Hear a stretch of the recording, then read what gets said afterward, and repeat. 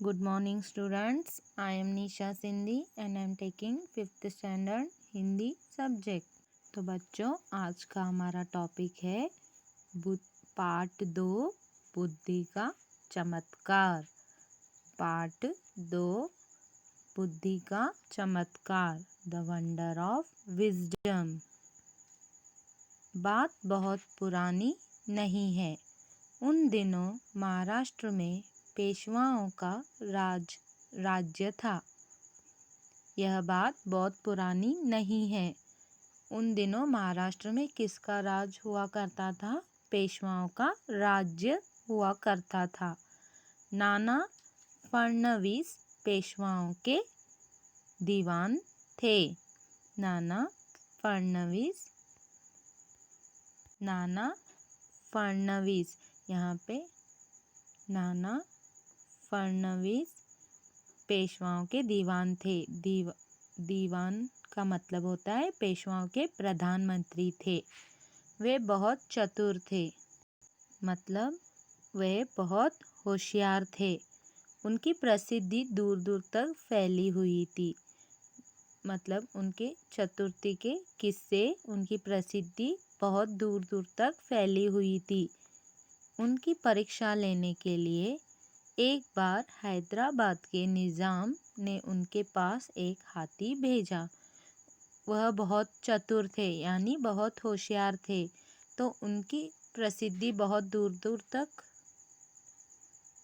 एक बार हैदराबाद के निज़ाम ने उनकी बुद्धि की परीक्षा लेने के लिए उनके पास एक हाथी भेज दिया और उस हाथी के साथ एक पत्र भी लिखा। उस पत्र में लिखा था, नाना जी हमारे हाथी का सही वजन बताएं तो हम आपकी बुद्धि का लोहा मान लें। उन्होंने उस पत्र में लिखा कि आपकी बुद्धि के किस्से, आपकी चतुरता के किस्से हमने बहुत सुने हैं, तो अब हमें इस हाथी का सही वजन बताए तो हम भी आपकी बुद्धि को मान ले, आपकी बुद्धि का लोहा मान ले। उस समय तौलने की बड़ी बड़ी मशीनें नहीं होती थी। निजाम का पत्र पढ़कर दूसरे लोग चकरा गए। उस समय जैसे कि अब वजन करने के लिए बड़ी बड़ी मशीनें होती है, तो उस समय कोई बड़ी बड़ी मशीनें नहीं होती थी और हाथी का वजन बिना मशीनों के संभव ही नहीं था। तो यह बात सुनकर, यह पत्र पढ़कर दूसरे लोग चकरा गए, दूसरे लोगों के होश ही उड़ गए। सभी अपनी अपनी तरकीबें सोचने लगे, पर कोई उपाय ना बता सके। किसी को कोई तरीका ना सूझा। सभी लोग अपनी अपनी बुद्धि का इस्तेमाल करने लगे, नई नई तरकीबें सोचने लगे, पर किसी को कोई रास्ता ही नहीं सूझा। आखिर नाना ने सोच विचार कर महावत से कहा। महावत का अर्थ होता है हाथी का संचालक करने वाला। हाथी का संचालक करने वाले को महावत कहते हैं। तुम इस हाथी को नदी के किनारे ले चलो। इसके बाद उन्होंने अपने नौकरों को आज्ञा दी। उसने महावत से कहा, तुम इस हाथी को नदी के किनारे लेकर चलो, और अपने नौकरों को आदेश दिया, नदी के किनारे एक बड़ी नाव और तराजू बाट की व्यवस्था शीघ्र की जाए। और नाना ने अपने नौकरों को आदेश दिया कि नदी के किनारे, और नाना अपने नौकरों को आदेश देते हैं कि शीघ्र ही एक नाव, बड़ी सी नाव मतलब बोट, और तराजू बाट की व्यवस्था शीघ्र की जाए। शहर में खबर फैलते देर न लगी। बहुत सी स्त्री पुरुष नदी तट पर जमा हो गए। यह बात कि नाना हाथी का वजन तोलने वाले हैं या हाथी का वजन करने वाले हैं, तो यह बात शहर में फैलते देर न लगी और बहुत से स्त्री पुरुष सभी नदी के किनारे आ पहुँचे। वे देखना चाहते थे कि नाना हाथी का वजन कैसे करते हैं, क्योंकि हाथी का वजन करना नामुमकिन होता है। तो सभी उत्सुक थे, सभी शहर के निवासी उत्सुक थे कि नाना हाथी का वजन कैसे करेंगे। नाना ने महावत से कहा, हाथी को नाव में चढ़ाओ। अब नाना महावत का मतलब होता है हाथी का जो संचालक होता है, हाथी को नाव में चढ़ा दो। हाथी को नाव में चढ़ाया गया। अब हाथी को उस नाव में चढ़ाया गया। हाथी के बोझ से नाव पानी में थोड़ी सी डूबी। अब जब हाथी को नाव में चढ़ाया गया तो हाथी के वजन से नाव थोड़ी सी डूब गई, मतलब नदी पानी के थोड़ी सी अंदर चली गई। जहाँ तक नाव डूबी थी वहाँ तक नाना ने एक चिन्ह लगा दिया और महावत को आज्ञा दी कि हाथी को नाव से नीचे उतार लिया जाए। अब जहाँ तक वह नाव डूबी थी वहाँ तक एक निशान लगाया गया। नाना ने कहा कि वहाँ तक निशान लगाया जाए जहाँ तक नाव डूबी है, और हाथी को नाव से नीचे उतार लिया गया। अब नाना ने नाव में पत्थर डालवाना शुरू किए। अब नाना ने पहले हाथी को नाव से नीचे उतरवा दिया और अब नाना ने नाव में पत्थर स्टोन्स डालवाना शुरू कर दिया। पत्थरों के बोझ से नाव धीरे धीरे पानी में डूबने लगी। अब जैसे ही पत्थर नाना ने डालवाना शुरू कर दिया वैसे ही नाव धीरे धीरे पत्थरों के वजन से धीरे धीरे नाव अंदर डूबने लगी, पानी के अंदर डूबने लगी। जब पानी की सतह ठीक पहले वाले चिन्ह तक पहुंच गई तो उन्होंने पत्थर डालवाना बंद कर दिया। अब जहाँ तक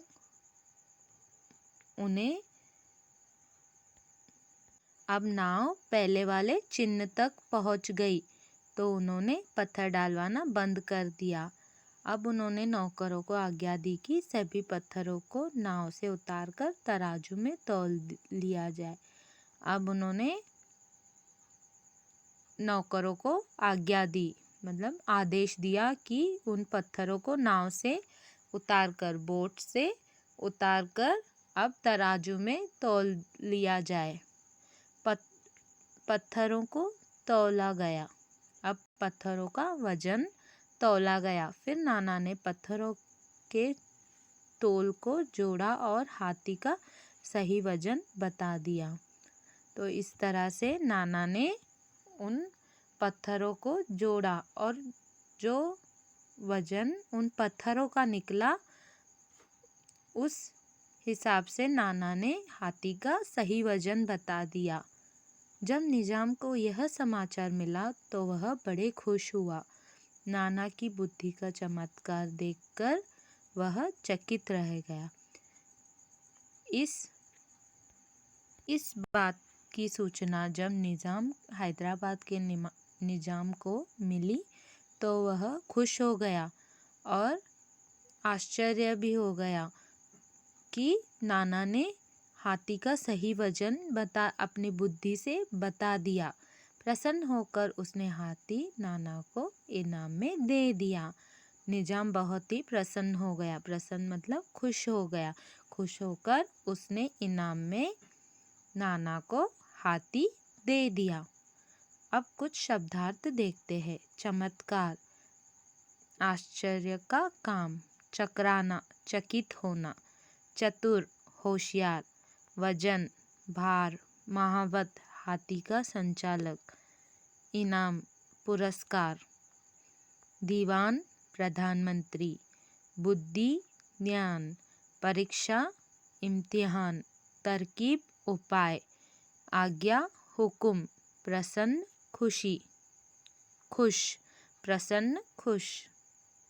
अभ्यास एक्सरसाइज, प्रश्नों के उत्तर लिखो। पहला प्रश्न है, नाना फडणवीस कौन थे? उत्तर, नाना फडणवीस पेशवाओं के दीवान थे। दूसरा प्रश्न है, निजाम ने उनके पास हाथी क्यों भेजा? निजाम ने उनके पास हाथी भेजा, साथ में एक पत्र भी लिखा। नाना जी, हमारे हाथी का सही वजन बताएं तो हम आपकी बुद्धि का लोहा मान ले। तीसरा प्रश्न है, नाना ने हाथी का वजन कैसे किया? पत्थरों को नाव से उतारकर तराजू में तौल लिया गया। फिर नाना ने पत्थरों के तौल को जोड़ा और हाथी का सही वजन बता दिया। प्रसन्न होकर निजाम ने क्या किया? प्रसन्न होकर निजाम ने हाथी नाना को इनाम में दे दिया। सही शब्द से खाली स्थान भरो। सही शब्द से खाली स्थान भरो। तराजू बाट की डैश शीघ्र की जाए। सही उत्तर है व्यवस्था। व्यवस्था। नाना ने हाथी का सही डैश बता दिया। सही वजन बता दिया। हाथी को डैश में चढ़ाओ। हाथी को नाव में चढ़ाओ। डैश में खबर फैलते देर न लगी। शहर में खबर फैलते देर न लगी। मिलान करो। हाथी चलाने वाला महावत। नाव चलाने वाला नाविक। मोटर चलाने वाला ड्राइवर। हवाई जहाज चलाने वाला पायलट। वचन बदलो। परीक्षा, परीक्षाएं। तरकीब, तरकीबियां। नाव, नावें। नदी, नदियां। मशीन, मशीनें। किनारा, किनारे। स्त्री, स्त्रियां। तो बच्चों, अब समय है होमवर्क का। इन शब्दों से वाक्य बनाओ। यहाँ पे कुछ शब्द दिए गए हैं, इससे वाक्य बनाओ। दीवान, चतुर, चमत्कार, तरकीब, इनाम, चिन्ह, बुद्धि, महावत। विशेषण एडजेक्टिव, अपनी विशेषता बताते हुए 5 विशेषण लिखो। Right 5 adjectives that describe yourself. आप अपने हिंदी होमवर्क नोटबुक में लिखिए और व्हाट्सएप पे सेंड कीजिए। Thank you.